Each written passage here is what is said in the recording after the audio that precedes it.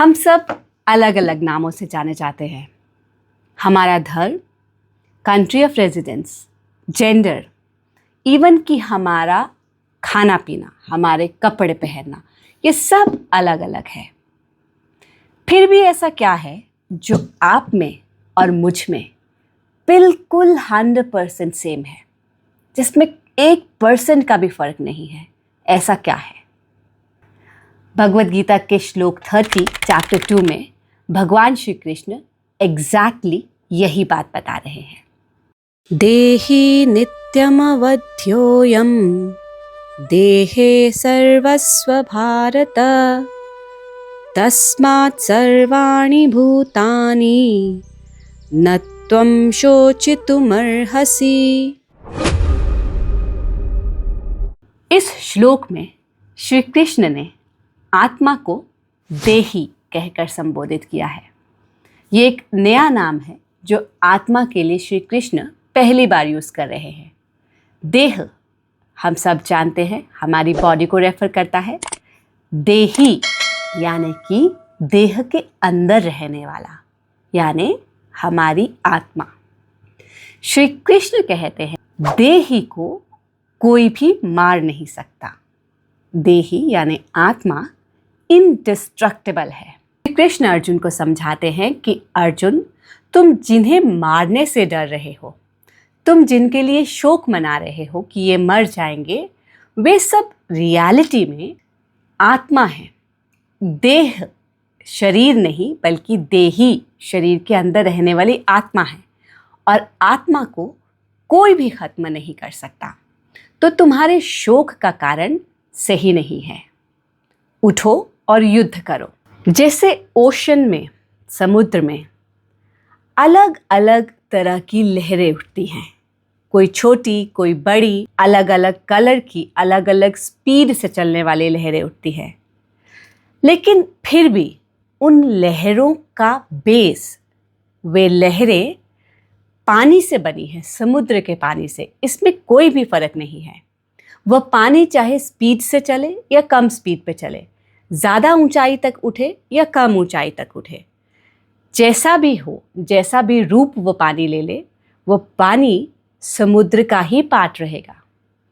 वैसे ही श्री कृष्ण ने समझाया है कि आत्मा जैसे भी देह में हो, जैसी भी बॉडी में हो, जिस भी नाम से जानी जा रही हो, जिस भी धर्म से जानी जा रही हो, लेकिन उस देह के अंदर रहने वाली आत्मा हमेशा हमेशा ही उस सुप्रीम रियलिटी यानी कि ईश्वर का अंश ही रहता है।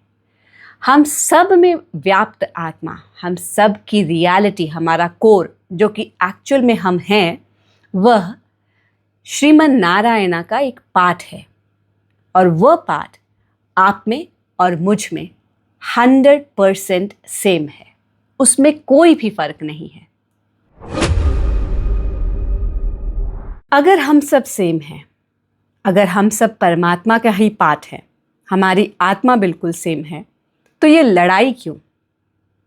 तो ये शोक क्यों? यहाँ जो अर्जुन को श्री कृष्ण समझा रहे हैं वह केवल कुरुक्षेत्र की लड़ाई के बारे में नहीं है, बल्कि डेली लाइफ में होने वाली एंग्जाइटी और दुख के बारे में भी है। जब भी हमसे कोई प्यारा छिन जाता है या कोई चीज़, प्यारी चीज़ हमसे, कोई वस्तु छिन जाती है, तब हम बहुत दुख में चले जाते हैं कई बार। श्री कृष्ण समझाते हैं कि सबके अंदर मौजूद आत्मा एक ही है, उसे कोई डिस्ट्रॉय नहीं कर सकता। तो जिसे डिस्ट्रॉय ही नहीं किया जा सकता, उसके लिए शोक का क्या कारण है? हे अर्जुन, श्री कृष्ण का मैसेज यहाँ पर साफ है। अपना धर्म यानी कि अपनी ड्यूटी निभाओ। जब हम इस बात को जान जाते हैं कि आत्मा इंडिस्ट्रक्टिबल है, आत्मा को कोई खत्म नहीं कर सकता, तब हमें अपनी ड्यूटी या अपना धर्म निभाने में कोई संकोच, कोई डर नहीं रहता है। तो अगर आत्मा इंडिस्ट्रक्टिबल है, उसे मारा नहीं जा सकता, तो युद्ध का क्या मतलब है? यहाँ ये भगवद गीता का एक बहुत बड़ा पैराडॉक्स भी है। गुरुजी समझाते हैं कि श्री कृष्ण यहाँ जिसे युद्ध कह रहे हैं वह बेसिकली सिर्फ कुरुक्षेत्र का या महाभारत का युद्ध नहीं है, बल्कि लाइफ में हमारी ड्यूटी, हमारा धर्म है। जैसे भी सर्कमस्टांसेस हो, जो लाइफ में हमारा धर्म है, जो भी हमारी ड्यूटी है, उसे कभी भी पूरा करने से ना हिचकिचाएं। 30th श्लोक हमें यही सिखाता है। तो अगली बार जब हम किसी अजनबी को देखें, जब हम किसी ऐसे को देखें जिसने हमारा दिल दुखाया हो, तो एक बार सोचने की कोशिश कीजिए कि उसके अंदर भी ईश्वर है, आपके अंदर भी वही सेम ईश्वर है। अगर हम ऐसा देख पाते हैं, ऐसा जान पाते हैं, तो हमारे आसपास का एनवायरनमेंट बहुत ही अच्छा हो जाएगा।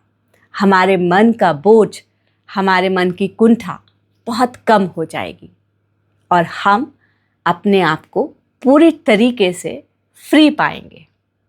जब हम किसी दूसरे के लिए क्रोध रखते हैं, मन में ईर्ष्या रखते हैं या रिजेंटमेंट रखते हैं, तो हमारा खुद का मन बहुत भारी हो जाता है।